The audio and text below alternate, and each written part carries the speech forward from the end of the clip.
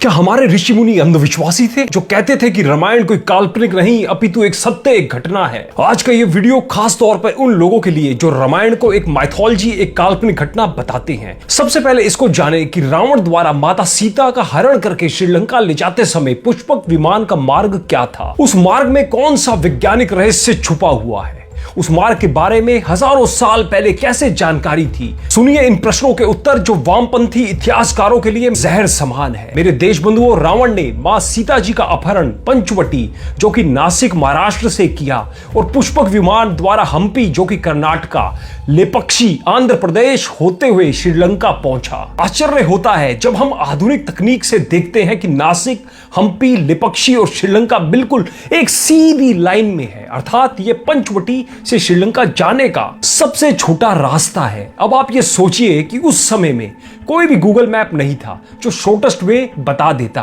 फिर कैसे उस समय यह पता किया गया कि सबसे छोटा और सीधा मार्ग कौन सा होगा? या अगर भारत विरोधियों के अहम संतुष्टि के लिए मान भी लें कि चलो रामायण केवल एक महाकाव्य है जो वाल्मीकि जी ने लिखा, तो फिर यह बताओ कि उस जमाने में भी गूगल मैप नहीं था तो रामायण लिखने वाले वाल्मीकि जी को कैसे पता लगा कि पंचवटी से श्रीलंका का सीधा छोटा रास्ता कौन सा है? अगर आपके पास इन प्रश्नों के उत्तर हो तो कमेंट में जरूर लिखिएगा। महाकाव्य में तो किन्हीं भी स्थानों का जिक्र घटनाओं को बताने के लिए आ जाता है, लेकिन क्यों वाल्मीकि जी ने सीता हरण के लिए केवल उन्हीं स्थानों का जिक्र किया जो पुष्पक विमान का सबसे छोटा और बिल्कुल सीधा रास्ता था? यह ठीक वैसे ही है आज से 500 साल पहले गोस्वामी तुलसीदास जी को कैसे पता कि पृथ्वी से सूर्य की दूरी क्या है, जुग सहस्त्र योजन पर भानु इक्वल टू 152 बिलियन किलोमीटर, जो कि हनुमान चालीसा का ये दोहा है। जबकि नासा ने हाल ही के कुछ वर्षों में इस दूरी का पता लगाया है। कमाल थे हमारे ऋषि मुनि।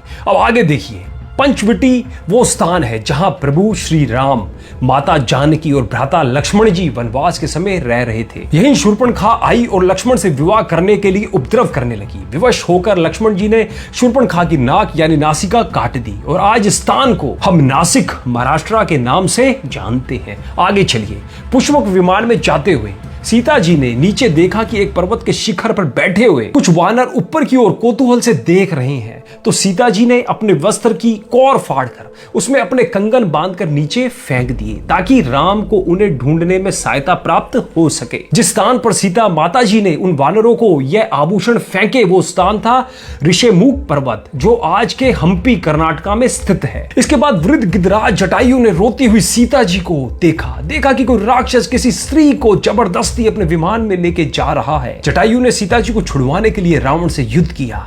रावण की तलवार से जटायु के पंख कट गए। इसके बाद जब श्री राम और लक्ष्मण सीता जी को ढूंढते हुए पहुंचे तो उन्होंने दूर से ही जटायु को सबसे पहले संबोधन हे पक्षी कहते हुए किया और उस जगह का नाम दक्षिण भाषा में जानते हैं क्या पड़ा? लेपक्षी, आंध्र प्रदेश है। अब क्या समझ आया आपको? पंचवटी, हम्पी, लेपक्षी, श्रीलंका सीधा रास्ता, सबसे छोटा रास्ता हवाई रास्ता। यानी हमारे जमाने में ये 2022 में विमान होने के सबूत गूगल मैप का निकाला गया फोटो आप ये साइड में देख सकते हैं।